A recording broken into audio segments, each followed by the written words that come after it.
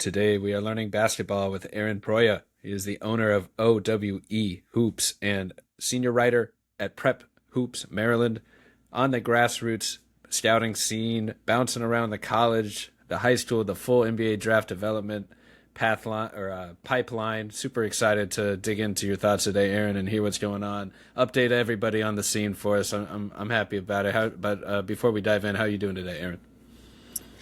Recovering from surgery, but doing well, Ryan. Really appreciate the opportunity, and thanks for having me on. Oh man, well we hope you feel better soon. You're off the court for a couple weeks here. Do you have the official timeline for recovery, 4 to 6 weeks or anything like that?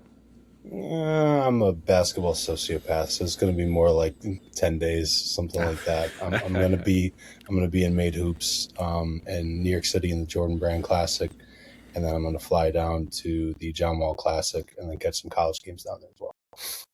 Man, those are some real events, and I know you've been telling me right before we got on some of the schedule you've been on. You've been all over the scene, just covering events left and right. So I'm super interested to kind of pick your brain a little bit, not only on your process, but hear some about some of the the standout prospects making some noise on the national scene these days. But let's start with your process, your philosophy in general. Like generally speaking, what does your scouting process look like? Say, from an NBA draft or a college recruitment perspective, like what are you looking for?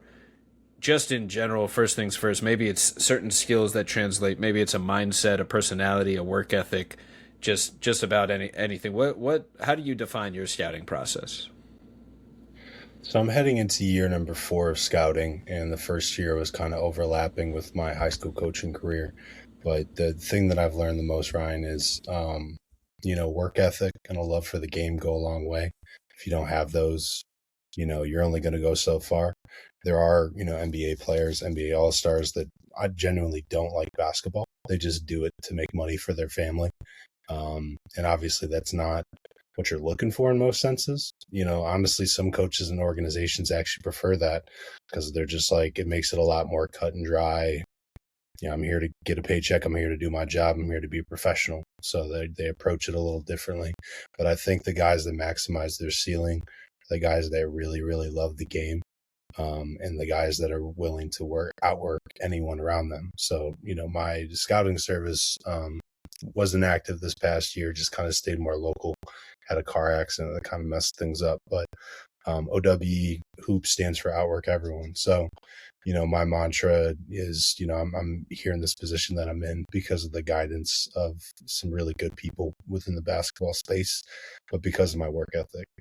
My dad delivers bread for a living, and my mom's a teacher. Neither one of them played high school sports.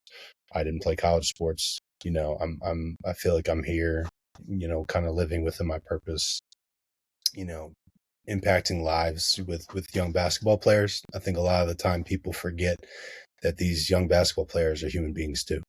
And that goes for high school guys, college guys, NBA guys.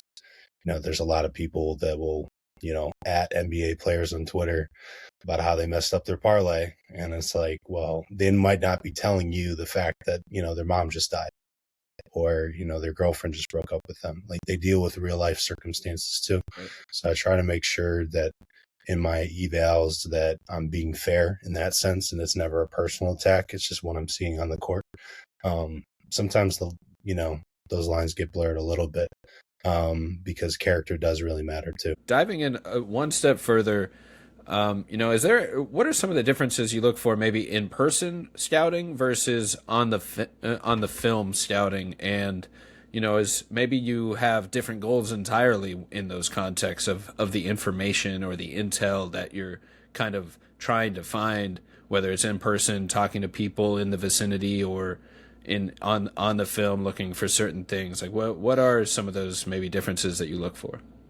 I think in person you're looking for, how they react to coaching. How are they emotionally? Are they communicating well with teammates, with refs? You get to see, when the TV goes to timeout, you're not going to be able to see how they're reacting in timeouts. So some of the stuff like that, some of the nuances of the game, You get to see kind of their up and down level on the bench as well, like their facial reactions and stuff when they go to the bench. While on film, it's nicer sometimes, especially if you can rewind it, to watch back a play to see, like, if they threw a turnover, if they threw a bad pass, you're able to rewind it and be like, oh, wait, well, they did what they were supposed to do. The guy didn't cut back door at the right time. So that turnover really shouldn't be on him. It should be on the guy that was supposed to catch the ball because he was supposed to be there. So on film, it's really just replaying stuff.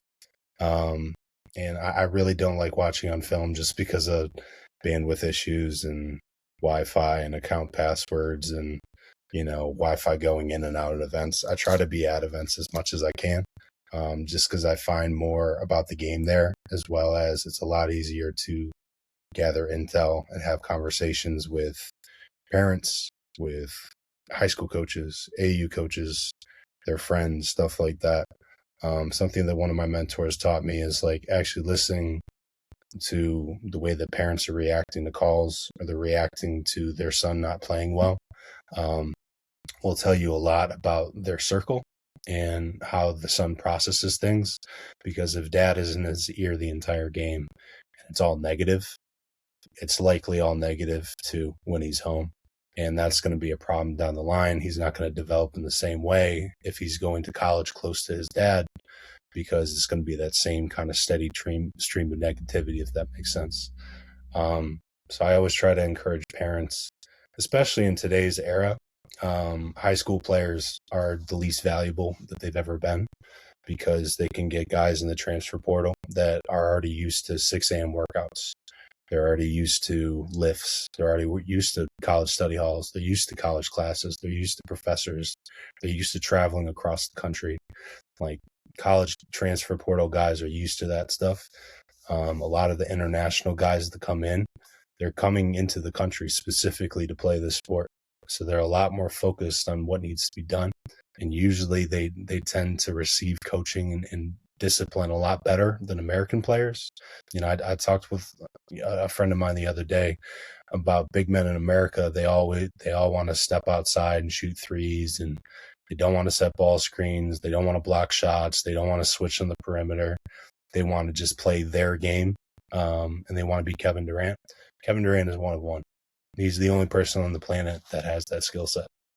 And I think finding ways to impact winning without doing all of that is really beneficial. And so a lot of the time, like I said, those international guys, they come in, ready to do whatever, because they're there to play basketball. They're not at the high school because their dad went there. They're not, in this AU situation because, their mom trusts the coach. Like, they're there to play basketball. So I think high school players' parents, like, understanding that you're being evaluated just as much as your son is really important. The college level, I think that becomes a little bit less important, because you can't control a college coach in the same way. They're not worried about your son not playing because they can just bench him and find someone else. College basketball coaches are about winning. That's all they care about. If we're being real, like, not all they care about, but it's the highest priority. They want your son to have a good experience. They want to develop him as a man off the floor. But if they don't win games, they're going to get fired, period. It's not the same level of job security. And then when it gets to the league, they extra don't care about parental involvement. And, you can't call, the Eric Spoelstra and tell him that he's supposed to play your son. That's just not how that shit works.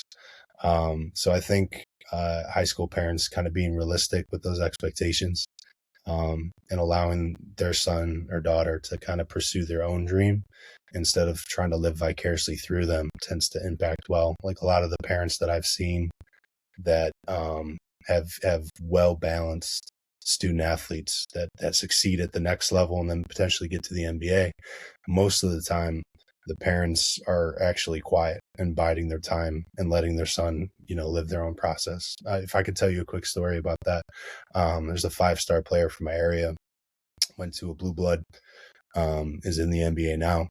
His dad was watching one of his games at Peach Jam, and his dad is always sitting on the floor at half court. He doesn't say nothing, but he's sitting there at half court on the floor every game I've ever seen him in high school and AAU. that particular day in Peach Jam, he wasn't playing well. And I was upstairs like filming because at the time I was working for a highlight company. And I was just, man, what are you doing up here? He said, I'm sick of my son looking into the crowd for me and looking for help. Like he's looking to see my reaction and what I want him to do. Like I put you in this position to listen to your coach and to play with this team. I'm going to let him coach. Like the parents, I feel like that do that and have him in that situation and trust him, to a coach. The more that they allow him to do his job, the more that coach is able to get the most out of your son, in my experience. So I don't know if that answers your question or not. But. Yeah, no, absolutely. I mean, I don't know if everyone necessarily realizes that the basketball world is kind of always watching good and bad in that sense. Like maybe not everything is on camera, but a lot more than before is on camera. And if you're in a gym with, scouts or evaluators in there, pretty much, they're not just looking at the talent on the court. They do want to kind of see how you react to real life situations and, things going your way, things going against you, how you respond to, losses just as much as wins, and, how you interact with your teammates and that kind of chemistry. And, is there friendly high fives? Is there support? Are you trying to pick up guys? Or are you blaming everybody? And, people are watching. That also goes for, just getting seen in a smaller school, and then, maybe getting an opportunity to transfer somewhere bigger. It can kind of work both ways, where maybe people, can also see intel can be bad sometimes too. So you just kind of want your whole world to kind of realize that, everything you say or do, the way you act is kind of being judged in one way or another. And talent overrides some things, but, it depends is normally the answer for how much talent can really overrule that. If I can say one more thing on that, Ryan, because your podcast is more focused towards, NBA prospects. The mass majority of NBA scouts that I've run into, like there's obviously lifers that have been doing it for 20 years and their situation's a little different. Most of the scouts in the NBA are there for intel. They're there to find out if you were kicked out of a school because you flicked off a teacher. They're there to find out if you, do not treat women well. They're there to find out if your dad is an alcoholic. They're there to find out if mom has a drug problem. They're there to find out if your circle's been taking money for you your entire career. Like NBA scouts are in the gym, and especially at these certified events during the summer, they're in the gym to watch those intangible things and to learn about that stuff and to touch base with humble servants in the basketball space like me that watch these guys on a more consistent basis and understand how the family dynamics work. Because when they're drafting someone in the first round, that's a $100 million decision. And that's not a decision that billionaire owners make lightly. Those are very important decisions.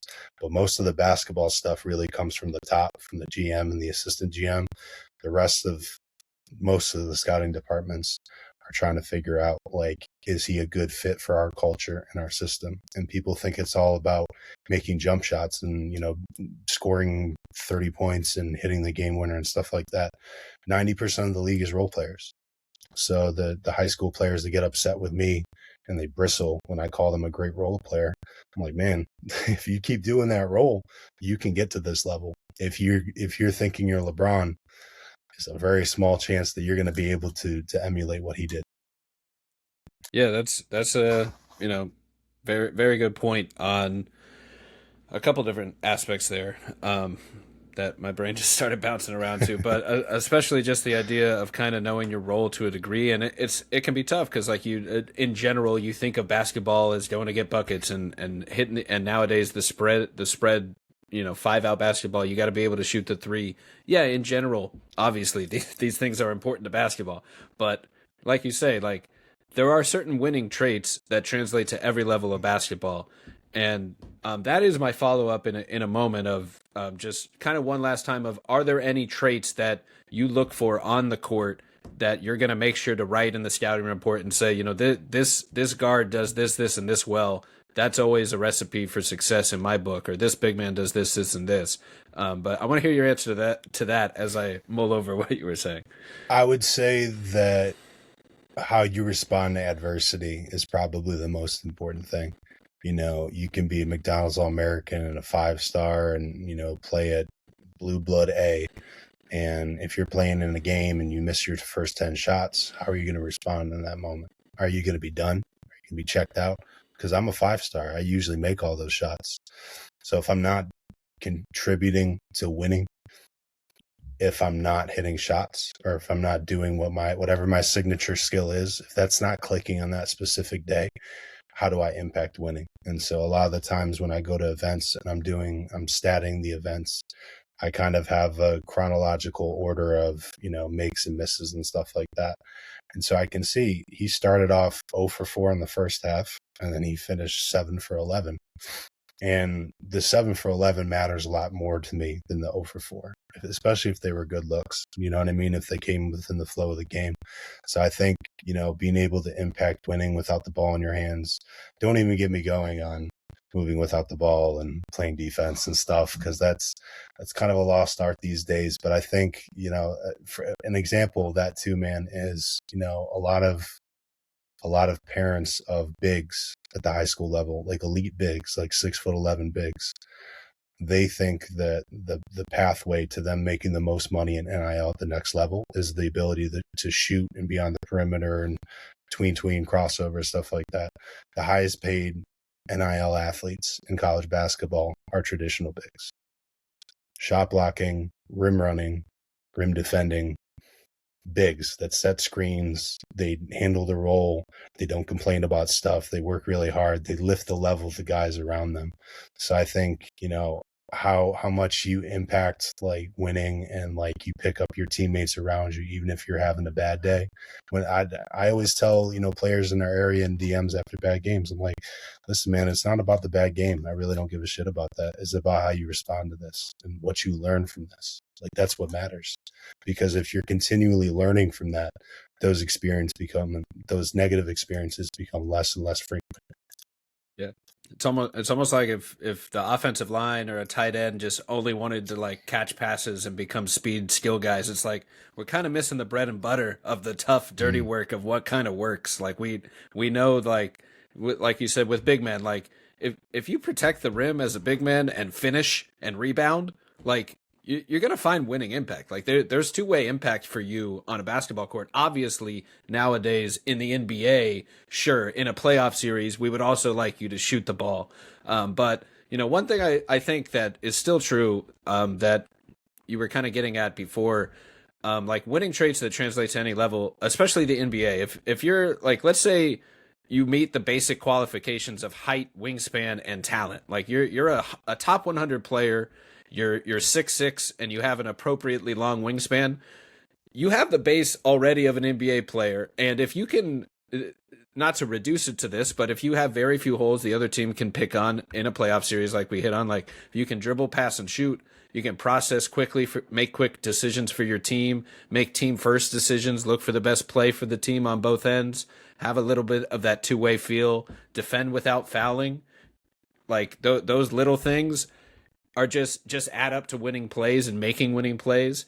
And as you were kind of hitting on earlier, anyone who meets all of those qualifications can carve out a long-term career as a role player, especially in the NBA. Like the point that you're making, I think, as well, is you don't have to be LeBron averaging 25, 5 and 5 or 28, 7 and 7 for 20 years to have an NBA career. Like you can earn millions of dollars playing defense, hitting threes, and moving the ball, and kind of like rounding out your versatility a little bit. Like you can find a role as the league progresses, the game changes, so you might have to keep up with as the game evolves in that sense. But you can find a role for a long time doing the dirty work, and a lot of prospects and young players, I imagine, might shy away from that. And there's also maybe a little bit of potential in your own mind, like wanting to be a basketball player that's still carving out what they could be. And as a prospect, you probably, you know, sky's the limit. You can think you can do anything. So you're dealing with the reality of how, you know, where your talent really is. And I imagine it's hard for prospects to really hear the realities of and not that they can't understand it, but that they're probably being told multiple different things. Like they probably have, voices in their own circles hyping them up, and then maybe there's critics on the outside tearing them down, and maybe they view one as a hater when they're just maybe keeping it real. So like, what is the communication like with these prospects of really just trying to kind of steer them in the best direction, knowing what has happened before in this landscape, knowing where they can maximize their opportunity?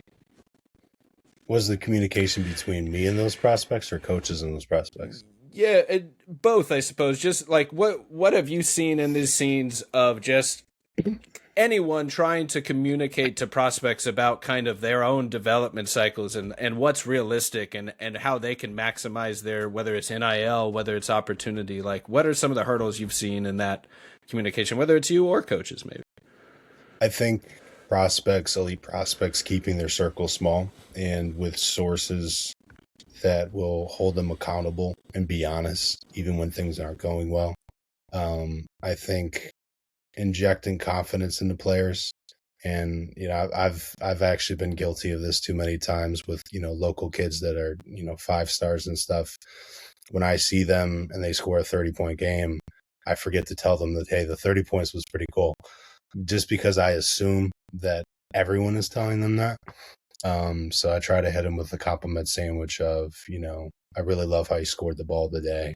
I really want to see you get back defensively after a turnover, because that type of stuff is what college coaches will tell you to come sit on this bench. You know what I mean? You can be on a hot streak, and then if you turn it over 3 times in a row, you're complaining to the ref as the action's going the other way. Now, not only did you miss the shot, which isn't a big deal, now you're not getting back, and it's a 5-on-4. They score, they draw a foul. Now the coach is upset with you because now you made the mistake extra worse. Like we were talking about earlier, when you make a mistake, learn from it. Don't continue to make the same one. When you're kind of exacerbating that, it becomes an issue. But when it comes with players in their circles, it's really just kind of keeping that circle tight, but keeping it honest too.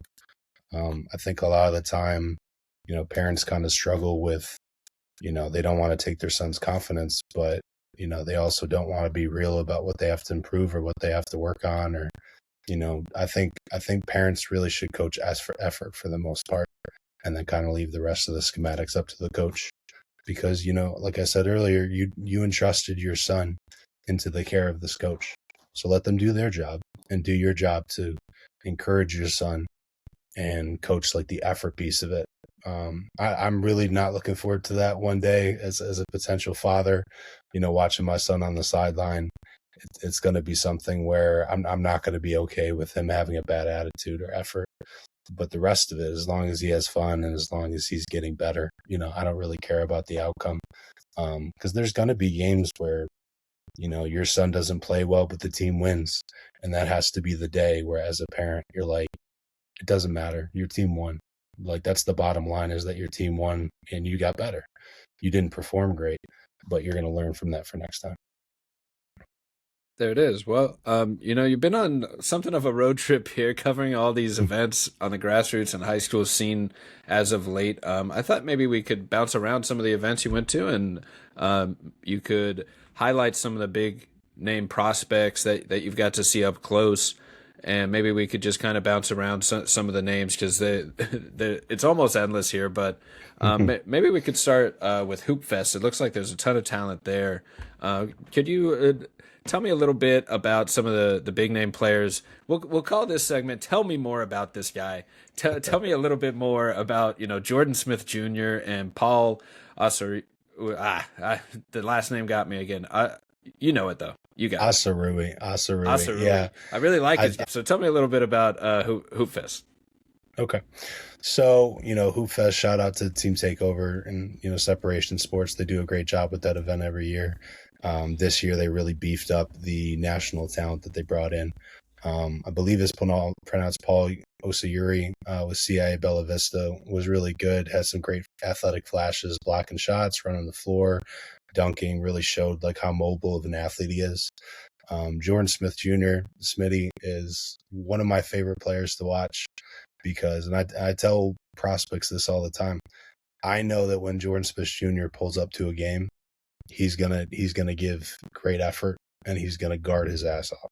There's gonna be 2 or 3 super athletic plays that come, And, he had a really good game at home. They won against Stepanak and the Ratliff twins. And he had 26 points, 3 rebounds, 6 assists, 3 steals. Started out really hot shooting, kind of went cold midway through the second, and then closed it out with some free throws and steals. Just a top 1% athlete. He's only like maybe 6'2.5", but I think it's a plus 6.5 wingspan. And again, going back to the parents, he's raised by, a tough dude from Delaware, and his mom is from DC, and they're as tough on him as it gets.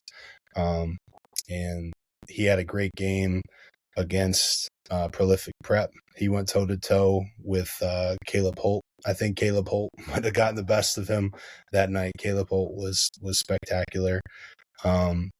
Coach Bernardi has a great group over there with Prolific Prep. So Caleb Holt is just a really dynamic athlete, gets to the rim, plays both sides of the floor. He hit an open 3, getting to the rim, free throws, kind of knows what to do in those moments where everything's kind of chaotic for everyone else. So the matchup with him and Smitty was really fun. That same game, Bruce Branch just reclassed to 2026. Made his first, I think 4 of his first 5 shots. Had a bucket going to the rim, had a step back, had a 3, had some free throws. Really showed the full breadth of skills that he has. Super talented. Hit 2 big free throws late to seal that win in overtime against PVI. Really, really tough kid. And then Nasir Anderson really changed the tone of that game. Point guard, I believe he's from South Carolina originally, I want to say. But he plays with Prolific Prep, strong lefty point guard, gets wherever he wants on the court, absolute bulldog, plays really hard at both ends of the floor, puts a ton of point of attack ball pressure on opposing guards. And he had a crazy left-handed dunk in transition that gave Prolific a lot of life. So that Prolific prep group is really good. I really like Alex Smith on that group too. He was kind of a shooter scorer from Ohio that really has worked on his body. He looks completely differently, lost a ton of weight, and is much better defensively, blocking shots in the right spot defensively to get rebounds and start fast breaks going the other way. Can still hit open catch and shoot threes. Really good passer. So that I think the Prolific Prep group might be the best team in the country, at least that I've seen so far. Zion Green from Mount Zion transferred in from Philly. Really talented, 6'9", 6'10", wing. Can put the ball on the floor, can get to the rim. Really good touch around the basket. You can tell that his dad was a player back in the day. I think he played at St. Joseph's, I want to say. And Zion is, I think right now a lot of he's making his shots too difficult, if that makes sense. A lot of long twos, a lot of back down, fadeaway, twos. I like to see him get more easy stuff. If he doesn't have the 3, kind of getting all the way to the rim. But he's super talented. He's number 1 in that 2027 class locally in our prep hoops rankings as of right now. Jared Jeffers is 6'10" and change, big at DeMatha. Super young. He's a junior and just turned 16 over the summer. I think he's got a chance to be really good long term. And he turned a lot of heads this weekend for sure. Had a bunch of national scouts and college coaches text me about him. Gallagher Placide is at Faith Family now, committed to Wake Forest. He was at Sunrise Christian last year. Really talented, athletic twin that can get to the rim. He can really finish above the rim as well. He can shoot it. He can pass. He can do a lot of stuff. Maxime Meyer is a 7-footer that's committed to Duke that plays for IMG. He really saw his value as a play finisher around the rim that uses his length well to kind of score over guys. He's also really good defensively at protecting the rim kind of without fouling because of that length and size. Miles Sadler's one of my favorite point guards in the country at Bella Vista, committed to West Virginia. That's an absolute steal. A lot of college coaches, I think, are starting to swing back to taking, quote unquote, undersized, 5'10", 5'11" guards if they have really good feel and if they win you basketball games. And Sadler does both of those things. Tremendous in the open court, really, really fast. Plays hard, sees angles to the rim, really well, can pass with either hand. The shooting's come along. I think it's probably got to improve the most of the next level for him to get some separation. Brandon Woodard from Bishop McNamara had a really good game against IMG Academy. They ended up losing by double digits, but it was a 6-point ball game with I think 2 or 3 minutes left. He's super freak of nature athlete, great leaper. The ball skills have really come a long way as far as hitting shots, dribbling, getting from point A to B.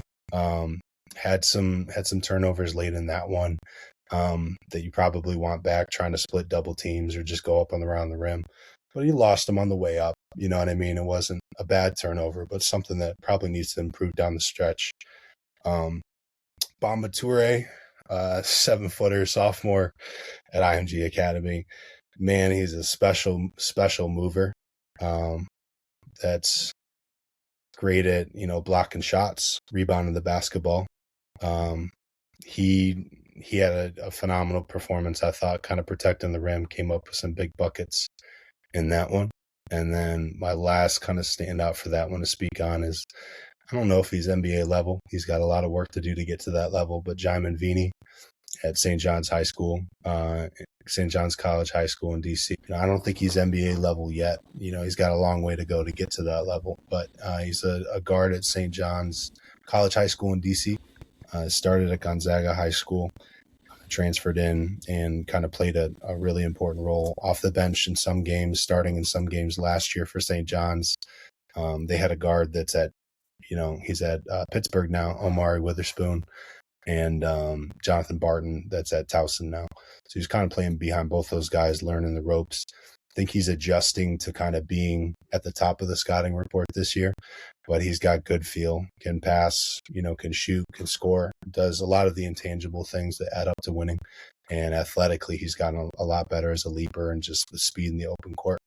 I think making him more of a traditional point guard versus like a guy that's played off the ball for a lot of his career is going to be important to his development, because he has to make it, as a point guard. So I'm sure I'm going to get in trouble locally with leaving somebody out, but I feel like that's enough guys from that event. We can move on to the next one. Yeah, no, I mean, there's some names there for sure. I mean, some real talent, especially like Jordan Smith Jr. You mentioned. Man, he's a talent. He's a guy that's just gonna keep exploding out of the scene. I mean, I caught him back in 24, I think it was, at the top 100 camp, and like he just popped out for his talent. Like clear had some guard skills, but just two-way impact, good timing on the passing and the feel, strong finisher, and he rated well in everything. And he was top 5 in overall impact and top 20 in every Cerebro metric that they track for the event, like defense, shooting, passing, scoring, like literally everything. Just really stood out. Just in that sense, and made like the top however many players I was trying to highlight from there. Caleb Holt, I also caught a little bit, so I'm glad you shouted him out. Impressive finisher at the rim and some good vision. I keep butchering his name, but he's one of my favorite prospects we've talked about so far, and probably will talk about today. Paul Osaruyi. We'll get it. We'll get it directly. We gotta ask him directly, and then we'll know for sure. But man, Ciabella's big man, Ciabella Vista, really impressive prospect, especially like mobile rim protecting, rim runner, doing some of the little things we talked about that you want to see a big man do. Powerful, explosive, skilled big, finishes strong, like throws down lobs and rim runner, rim rolls, power slams, very easy, like just pairs well with a point guard. And you caught him with Miles Sadler. So a great pairing there, just a natural point guard talent. Another guy who really popped. We caught both of them at the Montverde event this last year, 2025 Montverde Invitational.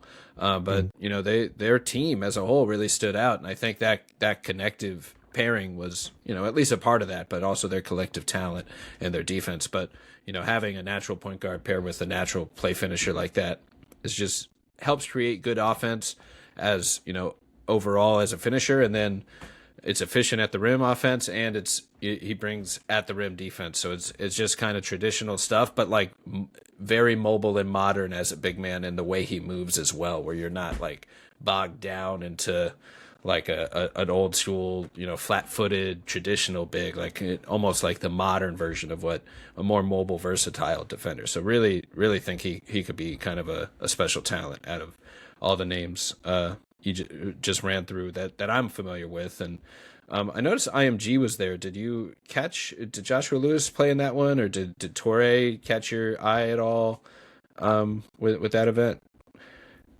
Uh, is that the post grad team? I think It that might be the wrong wrong yeah, roster there. I Yeah. think that might be the post grad team. Yeah, the main team includes Maxime Meyer and Mm, the other guys that I mentioned, Bamba yeah. Toure. Um, yeah, I have seen them though. I have seen Yeah. the IMG national team. If that makes sense. If you had a question about them. Yeah. Just thought there might be some more thoughts on any of those guys in particular, or IMG's your next team, event. yeah. So IMG's team is incredibly deep this year. The bigs are deep, the wings are deep. The guard, Trey Beamer has been playing exceptionally well this year. One of the guys we'll get to it later in the Miami made hoops, but Ralph Scott is committed to Tennessee. I've seen him, I think, 3 or 4 times this year and came away impressed every time. Really good defender, versatile defender that can guard at the high school level, probably 2 through 4. He can hit shots off the ball. He attacks closeouts well, rebounds it well around the basket, plays hard, good instincts. Like him a lot too. Yeah. All right. Let's tell me a little bit about this guy, Beckham Black, on at the main event, and for the Magic fans here, tell us a little bit about AB's brother. There are some similarities there, I think, but they've got a loaded roster now.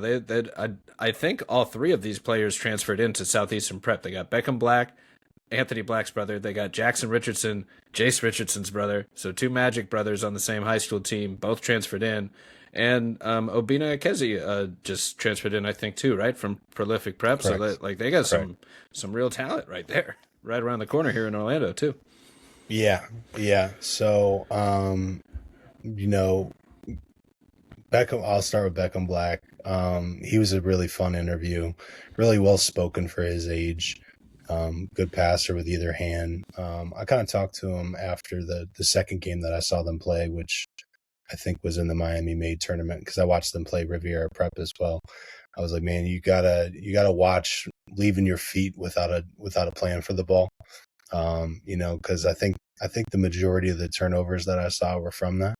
But he's a player that really understands kind of snaking around ball screens, pulling up the mid range jumper is really good. Pretty good catch and shoot guy in the wing, attacks closeouts well. He kind of makes everything go for them. And they don't really have a ton of other guys on the team that can create their own shot. So that table setting's pretty important in that setting. And Coach Peavy and him obviously go way back to Coach Peavy, coaching, the older Black that's in the NBA right now, Anthony Black. So a lot of history there with the families and a lot of trust as well. I think Southeastern Prep, the top 5 is pretty good. I think their bench is where they might get into some trouble against the bigger teams. I think they only play about 7 deep, something like that. So coach is probably going to have to figure out, a couple guys on the bench that can consistently step up and give them something. Obinna Ekezie, really talented center prospect that's kind of coming along. He's starting to hit, open shots. He's really, really skilled around the basket.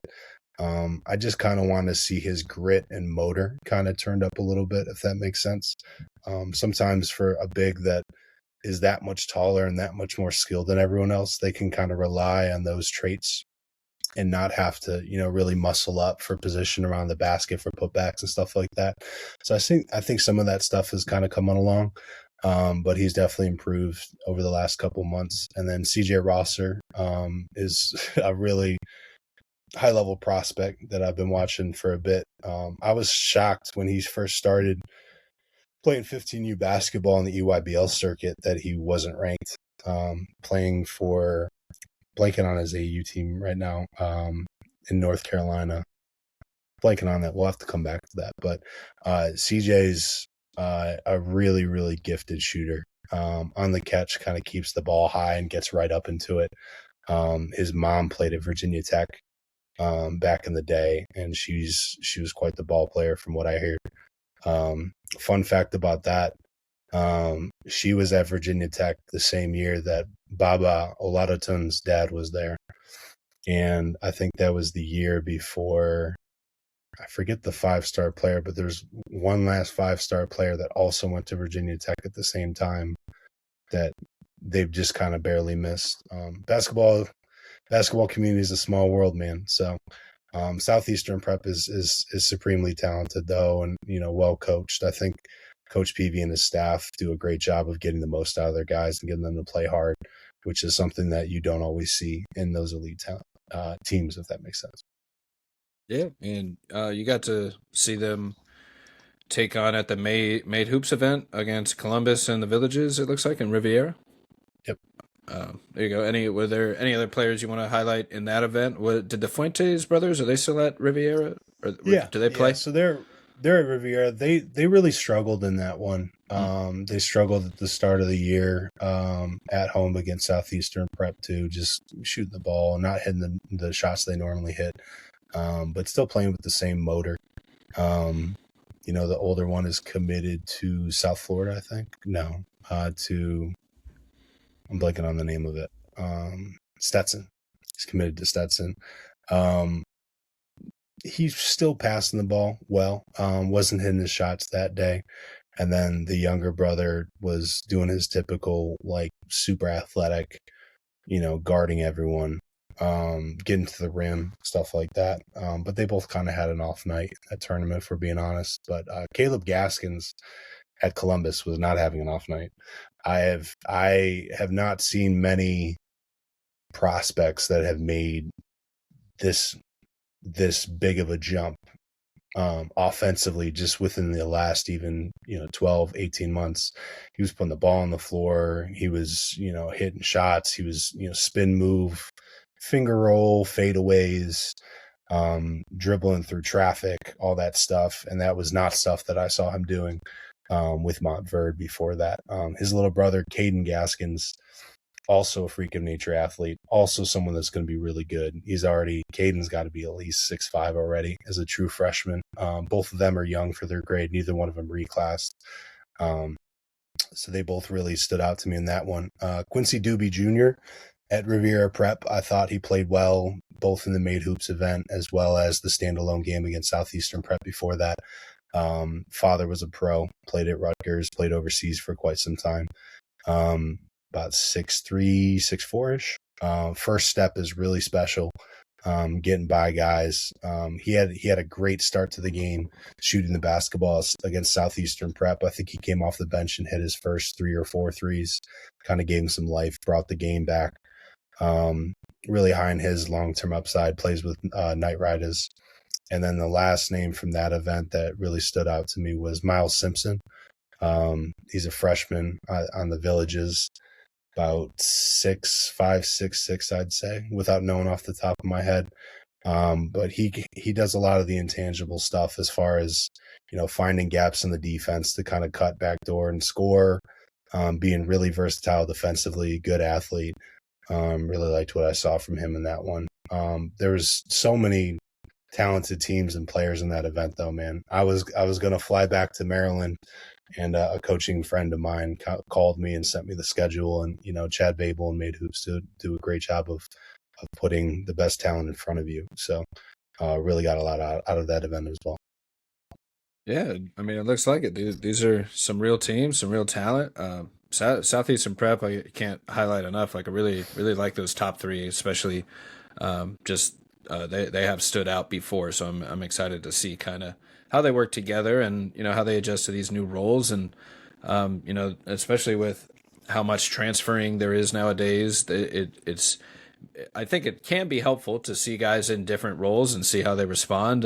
You lose a little bit of the continuity and chemistry that kind of comes with that early development, but you also get to see guys kind of thrown into different scenarios and different roles, asked of different things, and can see how they adjust and handle that, and how they kind of mentally accept it. And sometimes it's not always a bigger role, and you got to take one for the team. But On some of the players, I mean, Beckham Black, gotta highlight him. Like you said, like really smart player. Really just not to make too many comps to his brother, but they definitely have some great two-way feel for the game. Just natural point guard types that know how to set up their team, looking for the best shot for their team.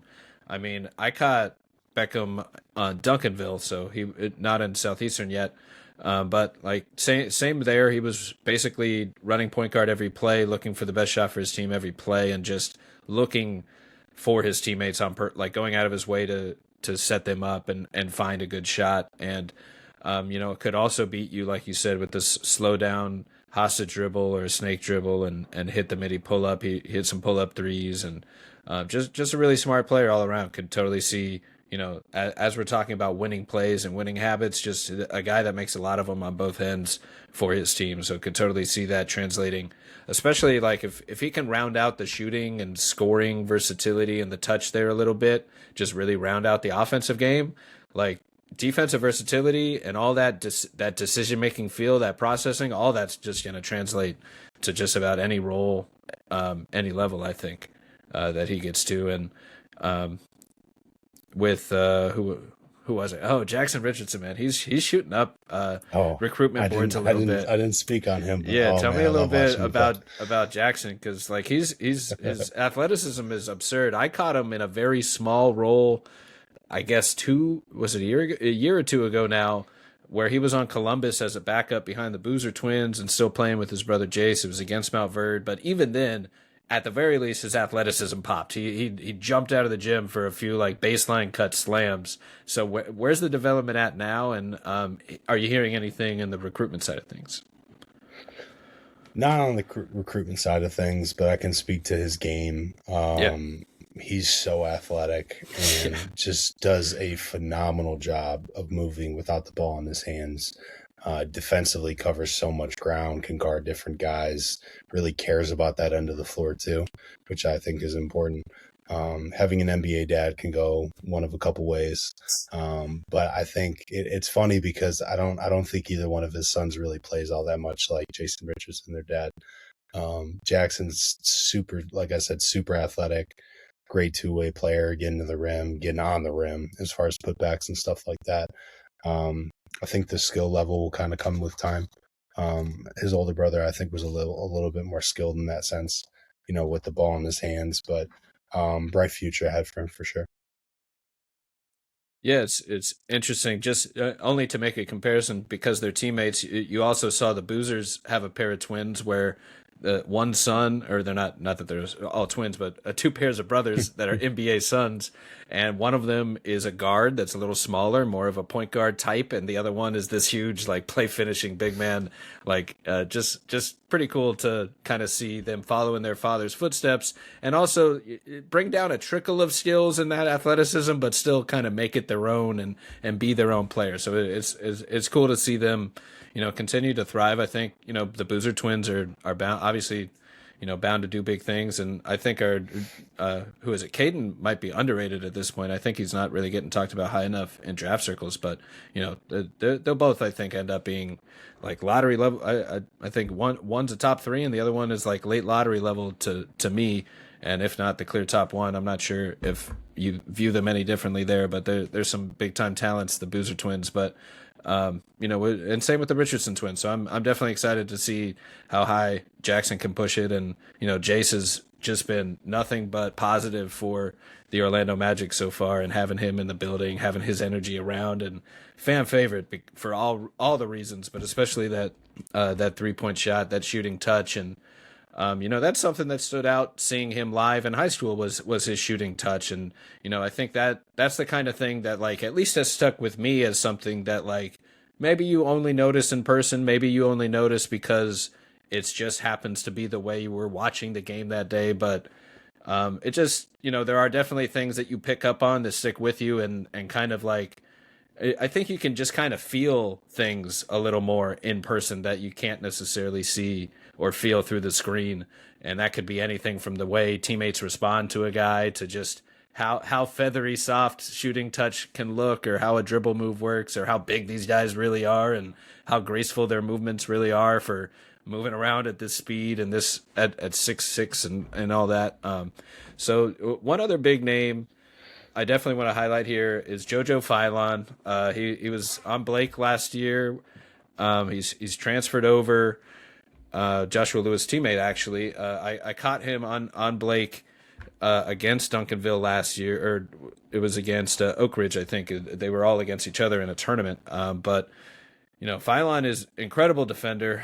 He's transferred to Montverde. A lot of overhaul, new coach, new roster. I mean, we were saying before, I think the only returning player might be Donnie Miller from the season before. So tell me a little bit about JoJo Philon and his season. I know it's a little bit of a rocky start, but how's he looking at just as a prospect in his game, especially now, seemingly something of a bigger stage and opportunity to get more eyes on his game. Coach Turner is one of my closest friends within the basketball space, a mentor of mine. He's been great to me. Got to see a scrimmage at their place against, I believe it was Central Point. JoJo, by far the best game on the team, had 23 points, 16 rebounds, 1 assist, 2 steals. Just freak of nature athlete, really good leaper that plays really hard. And I think that's something that's really going to engender him to Coach Turner, because he's always going to give the biggest leash and the most minutes to the guys that play the hardest for him, and follow the marching orders, if that makes sense. And JoJo did that, despite they ended up losing that scrimmage at home. But I didn't think it had anything to do with him, really. He played really hard, rebounded the basketball, had a couple putback dunks. I think he had an open catch and shoot jumper. I think the shooting is going to be the biggest swing skill for him. But he's definitely like a name to watch on that team for sure. Donnie Miller was good in that game as well. He's kind of bided his time and worked. I think he's been on Montverde for all 4 years. His father, Ray Miller, was an assistant coach with Coach Boyle for a while there as well. So he's really waited his turn, and he's put up some good numbers this season. But yeah, I think JoJo is probably one of the better prospects on that team. And then they also have Lincoln Cosby, that I think is going through a growing stage right now. Really athletic, 6'9", big, that is kind of learning, what it takes to win, and what it means to do all the little things that we were talking about earlier. So I think what you see from him right now will be a lot different from what you see from him at the end of this year, and then at the end of his high school career as well. I think his best days are ahead of him for sure. Just freak of nature athlete, super talented, super gifted. So once that motor becomes more consistent, I think we'll be in a spot where he's in a better place too. And then on that team as well, Jaden Hodge, older brother Matt Hodge is at Villanova.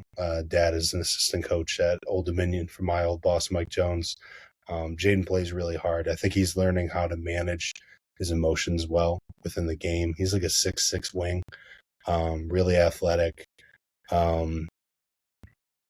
pretty intelligent player as well. Has a lot of different skills and tools within his arsenal. Came from overseas. I believe I think his family was in Belgium, if my memory serves. Came over to the States and played at St. Rose High School in New Jersey with his brother. And I think he's kind of adjusting to, different team, different role. But I'm pretty high on him long term as well.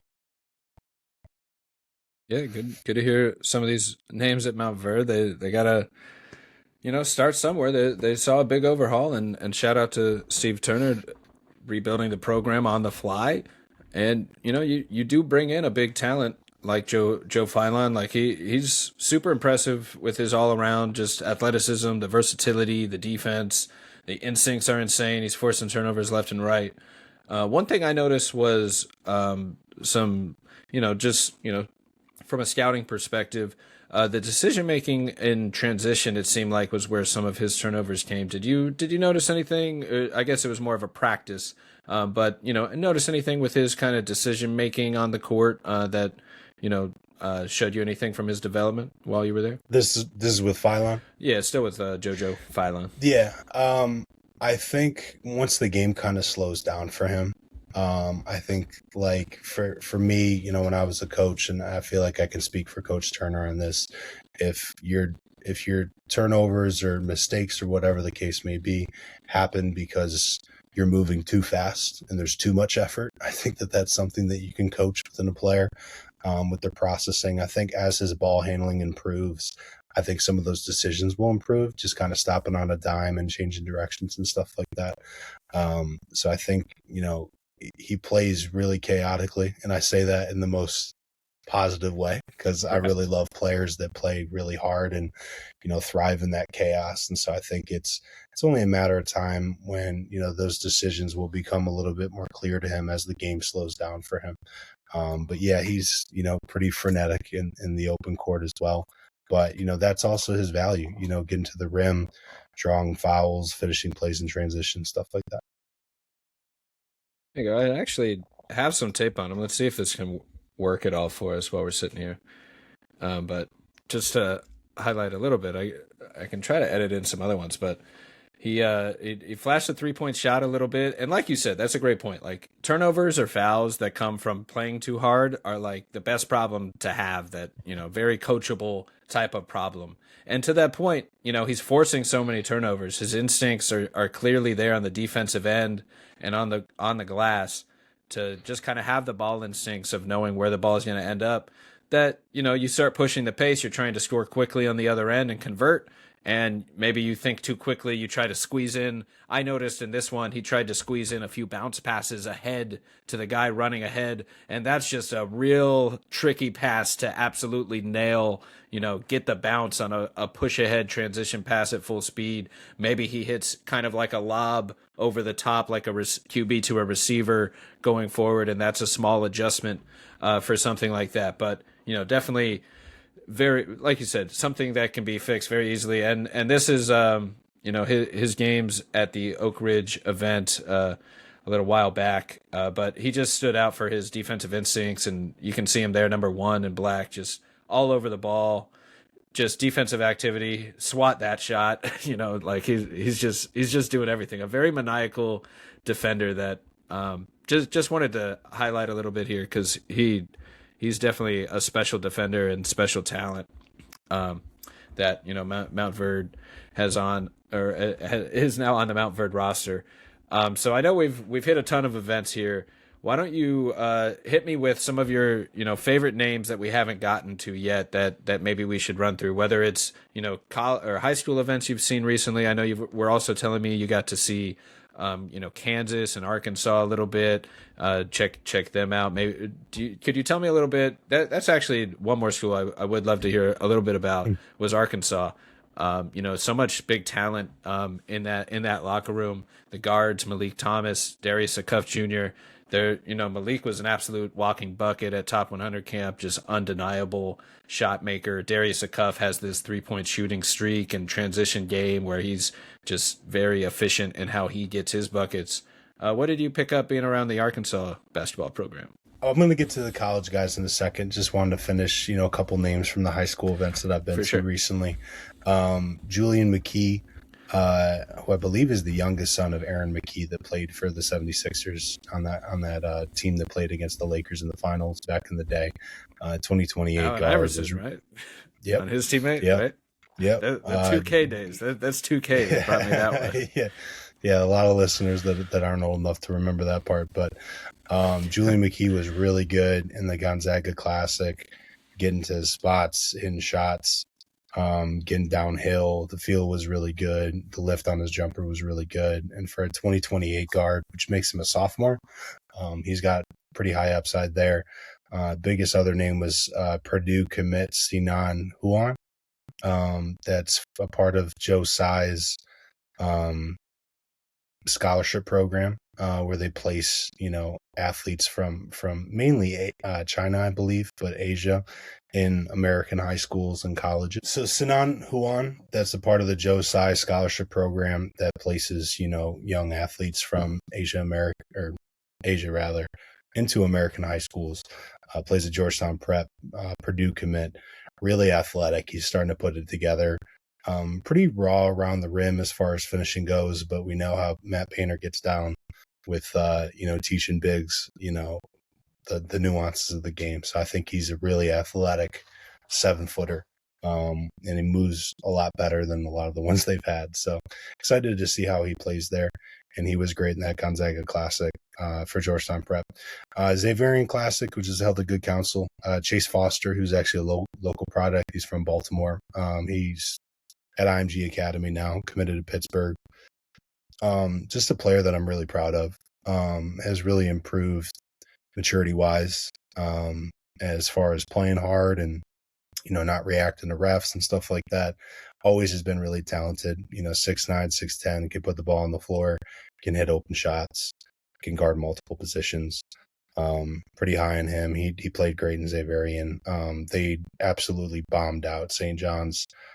They had lost the night before to Bishop O'Connell at O'Connell as a part of playing Under Armour teams while they're in town.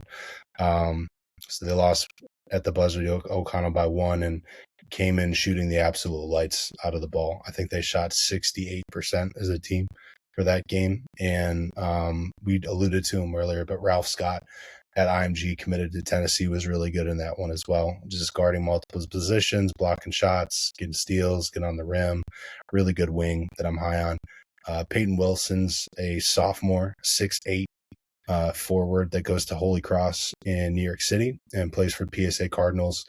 Really, really, really athletic forward, long arms.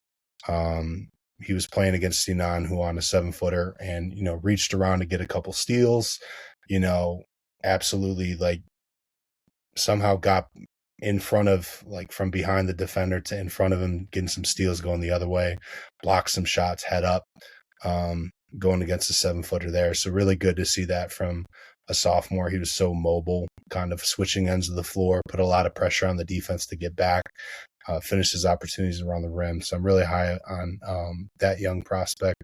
Kareem Smith-Bay is a 2028 guard for St. John's that is a great two-way player. More heavy on the defensive end of the floor, about 6'4", 6'5". Physical defender, doesn't let you get to your spots. Plays really hard. He's had some really explosive poster dunks even already this year. The offense just is kind of, catching up. He's really worked on his jumper to make open catch and shoot looks from the perimeter.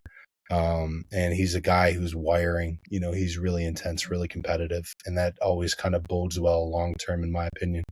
And that kind of wraps up Xaverian Classic. The next one is the CCNS, the Capital City National Showcase, I think is what that stands for.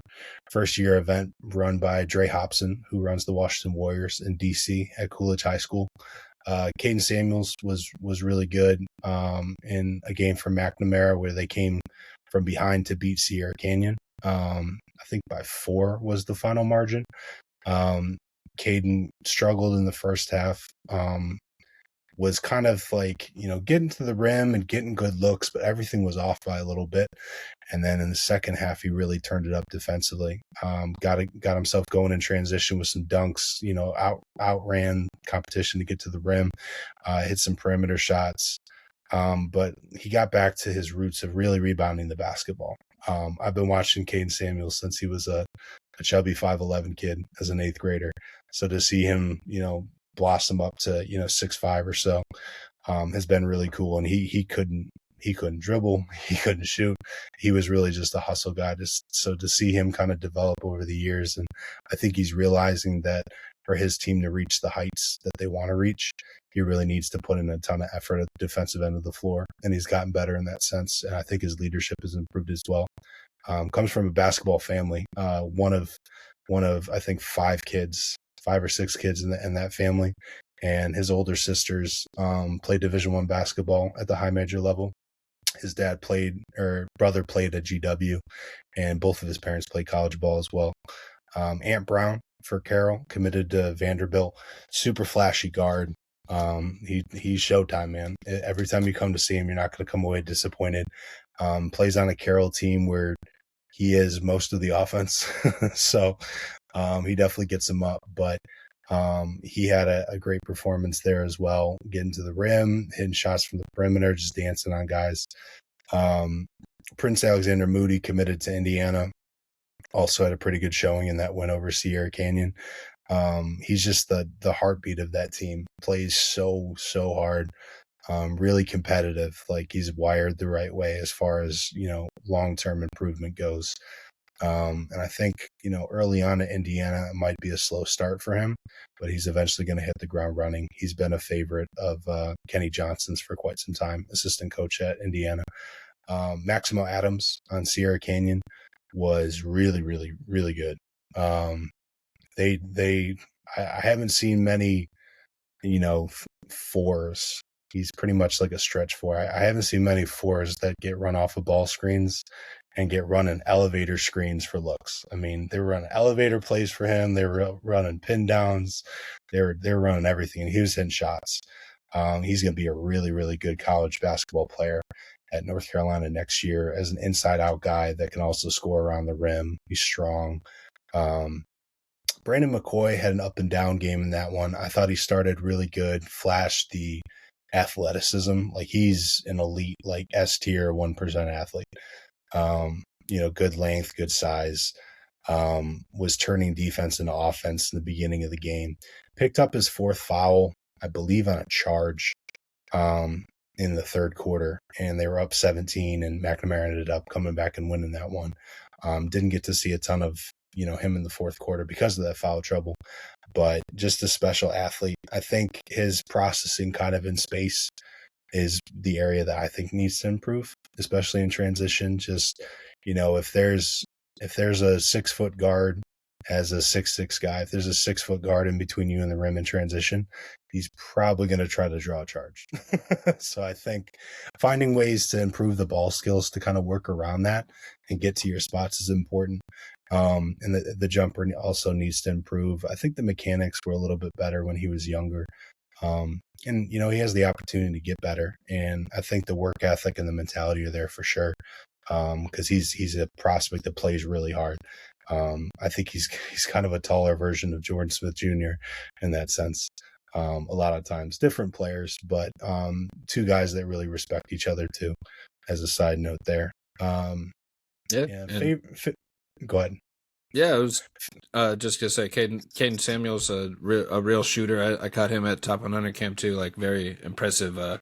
Just 3-point shooter, good form, clean shooting stroke, and just tough shot maker off the dribble, tough spinning turnaround mid range shot, nice playmaking vision, and can kind of hang in the air a little bit. Finish well on the Cerebro stats for the tournament too, just overall impact, defense, shooting, scoring. So definitely impressed with his 3-point shot and that, like, tough shot making touch, I guess, from deep.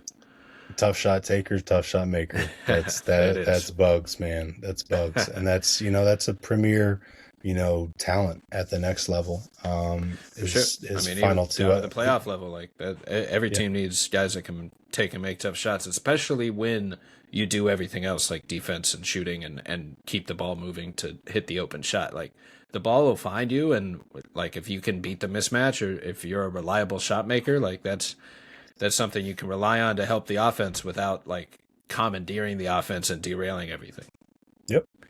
We can move now to some of the college visits, if that's something you're interested in talking about. Let's do like a speed round. Hit me on all the colleges you want to highlight that you were able to visit, and definitely let's start with Arkansas. What did you pick up from seeing Meleek Thomas, Darius Acuff, Coach Cal up close?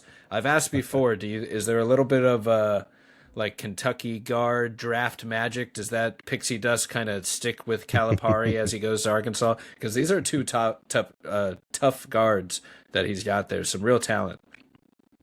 Yeah, so Acuff has I think really improved over the last 2 years as like a scoring guard. I think he needs to develop a little bit more feel as to when to score and when to find somebody and when to draw to and kind of create in those spaces.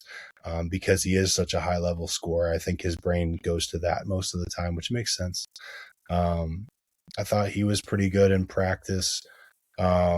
I really liked what I saw from the other guard prospect, Malik Thomas. I He's think tough, over man. time, I think He's over so time tough. elite kids, I think over time elite kids get a tough rap when it comes to whatever the narrative is that comes with that. Malik wants to win. He's super competitive, like super competitive in drills, in shooting workouts, in open gym stuff like that. Like he wants to win, and that's kind of what I came away the most impressed with. Got to his spots in the half court, and he has some stuff that you can't teach as far as just creation, shot creation, and getting to the spots, and he can play off the ball as a shooter as well. And I think he'll continue to improve because he has that drive. Not that Acuff doesn't, by the way.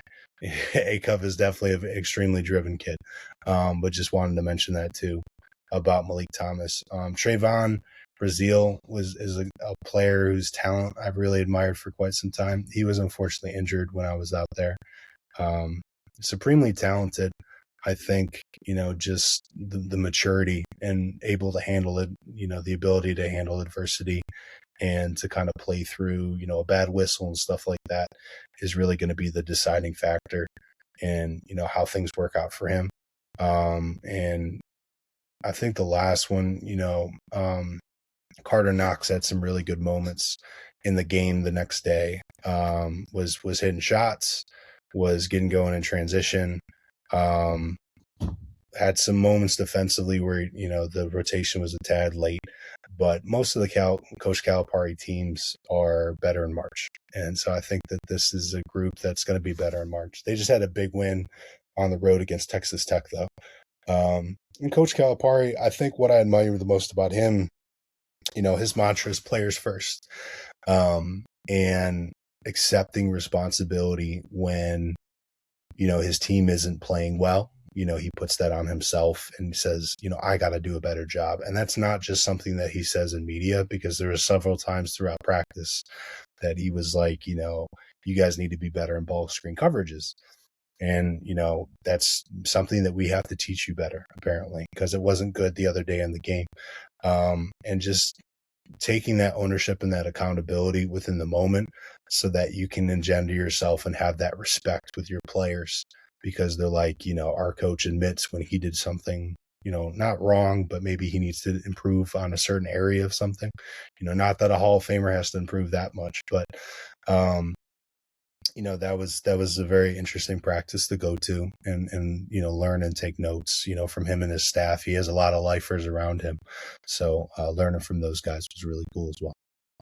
Yeah, I bet picking his brain up close can learn a lot from guys that are just like you said, lifers in the sport, as they say, forgetting more than I in one day than I'll learn in a lifetime, or however that phrase goes. Yeah. You gotta get that phrase in whenever we're talking about legendary coaches. Gotta get it in on the pod game. But Malik Thomas, I definitely wanted to highlight just because like he's a special talent. Like I'm trying to put into words. Like he's like it's kind of like Jamal Crawford comes to mind, where it's a very natural shot maker in terms of he can create and make just about any tough shot you can think of from any angle, and it's just so natural for him. And I caught him in the top 100 context. So just for listeners, so they know, it's almost more of like an all-star format, but there's so much talent there that these guys are still competing and trying to kind of show to scouts what they can do against their peers. So it's kind of somewhere in between. You do have to view the event with a grain of salt, but knowing that going in, like this guy was just unstoppable. Like he was his team's he led the entire event in assists and assist to turnover, or at least assists, and total points by a mile. Like all these different stats, and just had to. I'm curious how kind of his role will increase and how his draft stock might increase as time goes on, because like you said, he wants to win. He has that two-way feel to him where he's forcing steals and forcing turnovers on one end, playmaking, running the offense on the other end. A very natural like scoring creator, can create his own shot, create looks for others, just like an offensive engine type of prospect. But he's a guard, and you really have to be special in certain areas. And I think his tough shot making, along with his natural like creation abilities, off the dribble and the deep range. Like all those things just go in to build a very complete guard prospect there. So I'm super impressed by Meleek and excited to see kind of, how big that his role can become at Arkansas and kind of if his stock can rise anymore as this process goes on. And it's good to hear Acuff as well, getting his development in. Was there any other programs you wanted to highlight here from your recent scouting road trip journeys? Yeah. So going to the Mecca, to Kansas, was really special. Just learning and observing, Bill Self, who is, one of the all-time greats in the sport. One of the biggest takeaways I took from him is just, how he coaches his team. In practice, it's very steady, very consistent communication about what he needs. And, he'll get on guys for sure. And, gosh darn it, the Midwestern, getting upset about stuff. But he also will make sure to point out when a player does something good and clap and really get into it. But the pace of that practice, the day before a game really moved along quickly. Everything was like a 3-minute drill until they got to the scouting portion of the practice. And so I've never really seen a walkthrough like that. That was really interesting. And, the prospects on that team, there's a couple. Bidunga, played his high school basketball in Indianapolis, just crazy motor, really raw, I think, offensively, and still somehow will get you 20-point doubles just because of the effort. And then I think what he's able to do defensively as a shot blocker and rebounder is pretty special. I kind of wonder if, even conference opponents are going to continue letting him, post up with his left and then spin back, the same way. I think when he gets to the next level, kind of being able to finish with both hands around the rim, and kind of add a more versatile package around there makes more sense. The other big is really good too. Bryson Tiller, freshman from Overtime Elite, just a mountain of muscle. And he's looked like that for quite some time. Great catch radius around the basket. You can throw him any sort of pass and he'll get it. Super physical frame, but the skill level has come a long way. He's putting the ball on the floor better now. He's shooting better from three.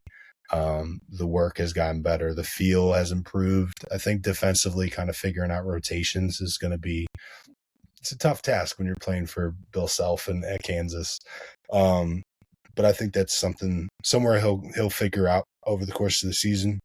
Another freshman from Overtime Elite, Cole Rosario, I came away really impressed by. Hadn't actually seen him because he's not a local DMV guy. He's a Florida guy. And then he played his last high school basketball with the Ellis brothers at Moravian Prep his last year. Just a nuclear shooter, really good shooter, kind of like the Tim Tebow of basketball, just like the most nice, down to earth, likable young player that you'll meet. The only player that kind of walked up and introduced himself unprompted to shake my hand throughout the entire trip, pretty much. And he's been raised right. His dad's 6'9" and Blade as well. So there's also the potential that he's going to grow a little bit more. He's 6'5", 6'6" now, something like that. And I did not know the level of athlete that he is as well. He had a crazy left-handed putback dunk in practice that had me just took my breath away for a second. That sounds kind of wild, but I mean, when you have that sort of athlete as a shooter, makes him that much more valuable. I think some of the micro skills as far as taking the right angle to feed the post, coming off the screens as a ball handler versus as a shooter are some things that are going to come to him in time. But how he reacted to the coaching as far as locking in and fixing whatever mistake, Coach Self or his staff pointed out will go a long way. Because he's not going to make mistakes out of effort. It's just going to be out of execution. And so I think that attention to detail is really important with prospects. Samis Calderon is another Overtime Elite guy, 6'8" wing as a freshman. Only played 5 minutes in the game against Princeton, but high in him long term, stayed after practice to shoot for quite a bit. which can be tough to do if you're not receiving the playing time that you're kind of hoping for. But his, demeanor and stuff were pretty good. Pretty quiet kid for the most part. But I mean, 6'8" shooters do not grow on trees. Trey White was really good, the transfer. He's kind of like their vet on the team, that if there's a loose ball, he's going to get to it first. He understands when his team needs a bucket. Like there was a couple of times in the Princeton game where, Princeton was close to building up a double-digit lead, and he would draw a foul on a three, or he would get to the rim, pump fake, and, jump into the big and, get some free throws. So he's kind of like the wily vet on the team. And then they have another freshman, Paul Mbaya, who's like a 6'9", 6'10" big, really raw. He's still kind of working through the nuances of the game, the angle to set screens at, defensive rotations. I think there might be a little bit of a language barrier. Didn't speak with him personally, but just kind of the way that he was processing instruction kind of took an extra second. But I think once the game slows down for him, he'll be a really good traditional five. And then I have some notes on my visit to Oklahoma State too, if that's something you're interested in talking about. Yeah, hit us with it. So Oklahoma State, shout out to James Miller, a really good friend of mine in the coaching space, associate head coach out there. Came out there for a game, got to see them play, which was really cool, and then hung out with the coaching staff for a bit after the game. Victorious Miller, that played at Arizona Compass Prep, I believe, in high school. He's really come a long way. He's working his way onto NBA draft boards because he's always had the size and the skill level as far as shooter, ball handler, stuff like that. But the feel as far as like the vision, coming off of ball screens in the open court has really improved quite a bit. And I was surprised. I wasn't, if we're being frank, I wasn't a huge fan of his in high school. But he's really worked on his weaknesses, and he looked pretty good. Isaiah Coleman's, from Virginia, so I've seen him play for quite some time. He's really gotten into good shape and has lost a bunch of weight and is much more dynamic in transition, athletically, and he's just a wired natural scorer. Christian Coleman's like a big senior transfer that I thought had some flashes as like an explosive like forward that, he recovered great in transition for an off-ball block, hit a catch and shoot three from the top of the key, got by his guy a couple of times, really dynamic athlete. And then the last name was Anthony Roy. He's a 6'5" shooter, transferred from Green Bay, I want to say. And he shot 43% on 10 three-pointers attempted per game last season in 11 games with Green Bay.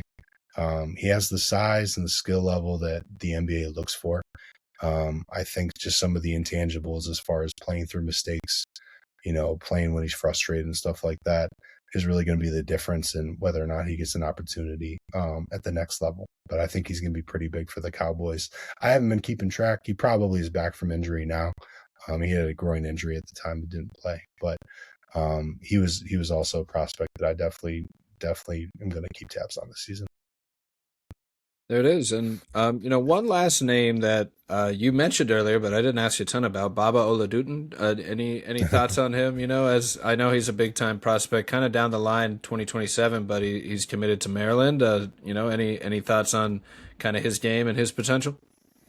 So he actually reclassified. He reclassified to 2026, Okay. And so he's gonna be going to College Park early. I live in College Park, so I'm not upset about this. Supremely talented player. A lot of people don't know a big part of the reason he went to Blake was because he could get he took some classes over the last 2 summers, so that he could be done with school by noon to go get in a shooting workout. So he gets up, I think it's 300 shots a day, every single day during the week, and then goes home, gets some food, and then comes back for practice. So that type of routine is just, his father, Ibrahim, has really, bred him and trained him to be a pro. Like that's obviously the long-term goal. And, he's really worked incredibly hard to get to that point. Supremely talented. He's at least 6'9" now, if not taller.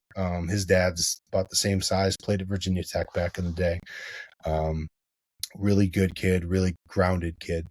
that deals well with like the pressure around him. It's really tough to be a 5-star kid, pretty much out the gate.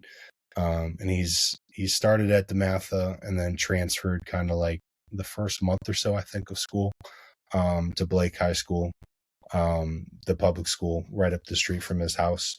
Like I said, so he's able to get those workouts in. And so his routine and even his sleep schedule, way different from way different from mine as an adult for sure, but also, from what I was as a teenager. So getting to see, that path that his dad's carved out from has been an interesting experience and been a learning experience for sure, for me.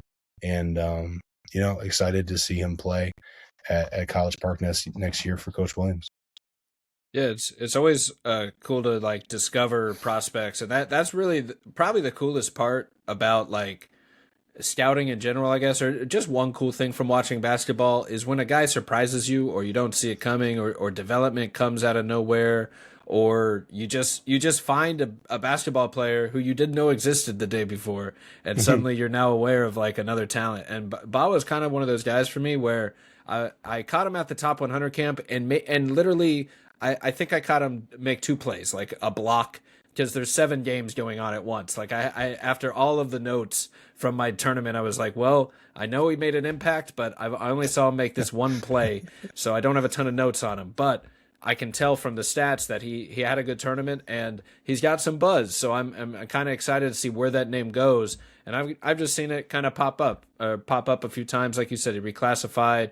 He's on the way to Maryland. He transferred now, and just a legit a big scoring talent. So I'm glad we kind of got to get a little update from you on the new segment on the Learning Basketball Pod. Tell me a little bit more about these guys. Very fun segment. That was fun, man. Just bouncing around the scouting scene. We'll have to update, later on in the process. If I could add one more name, I've taken up a lot of your time. That's what we're here for. We're here in the Name Some Guys segment of the pod. There you go. So Nash Avery, who's a 2028, a sophomore wing at Archbishop Spalding, where I coached for 2 years. A couple of years ago was there for Cam Whitmore's senior year, and then the year after Cam, which was two very different experiences, but that's a different story for another day. Nash is supremely talented, transferred in from North County High School in Anne Arundel County last year to play at Spalding for Coach Pratt.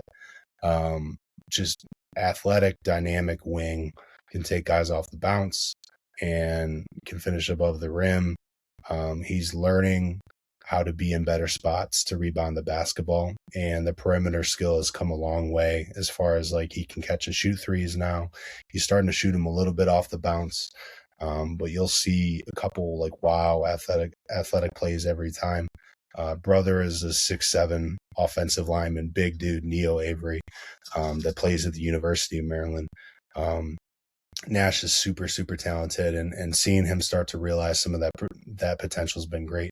I actually had him on my podcast, the Hoop Threads Pod. I have a series within that called the Prospect Spotlight, where I interview players that I think are underrated nationally, and he's starting to get that national recognition. He's ranked, I think, in the top 25 ESPN. And then before I forget, one last guy, I promise is the last one in 2028, Xavier Skipworth at Bullis that plays with Team Takeover, 6'4", guard, the most 90s game you'll ever see from a young basketball player. He's hitting mid-range shots, backing guys down like middies and pull-ups and stuff like that, gets to the rim, plays both ends of the floor. Already has offers from USC and West Coast schools in addition to local schools. So another great young name to watch. There's so many to choose from in this area, man. I'm blessed. Per capita, Prince George's County has like the highest rate of NBA players of any county in the country. Kevin Durant, Quinn Cook, go through all of that. Grew up out here, and it's such a transient city that a lot of people move into here as well.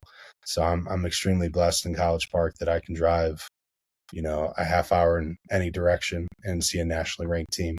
And that's why I'm still here, man. There it is.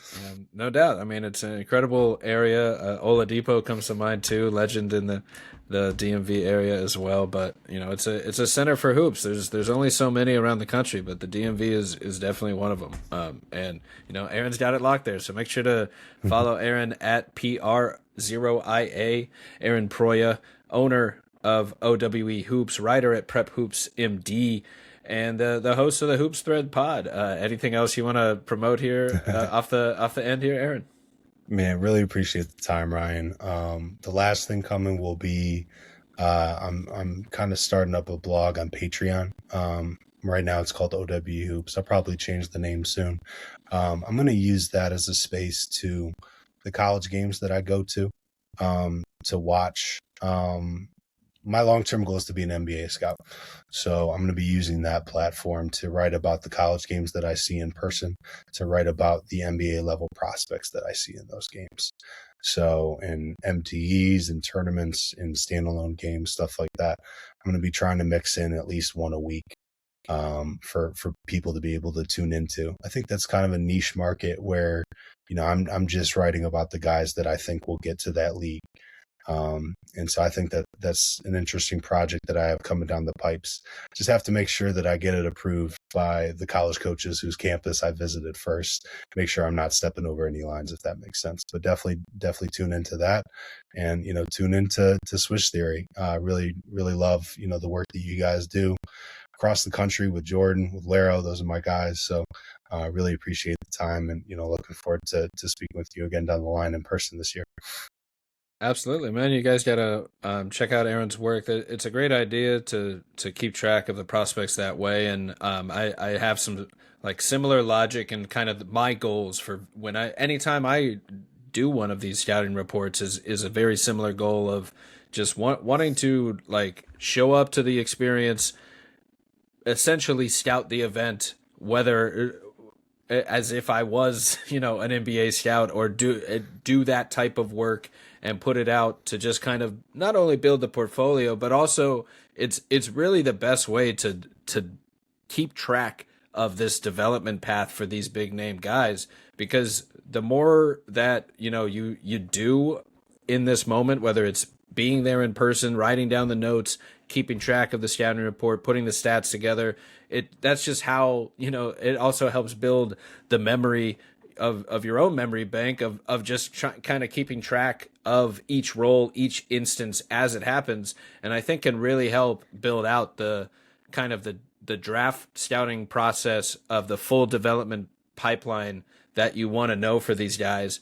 And it's just a lot better than looking at a box score from 3 years ago and just kind of hoping or assuming what happened. Like you see 6 steals in a high school box score stat line and you're like, oh, he must be the best defender ever. And, if you don't have any context, you really have no idea how those steals came to happen. So that's just one example where, just being there, being on the scene just has a ton of value that we've hit on all the different ways from the intel, from just building the relationships and the networking aspect of, this basketball scene. So I appreciate you taking the time today to talk a little about your process and share your recent journey and findings in the scouting process, Aaron. Make sure to follow all his work at PR0IA. And, I appreciate the shout with Swish Theory too. We're holding it down. So keep up the good work. And thanks for taking the time today, Aaron. You too, brother. Appreciate it. Have a good one.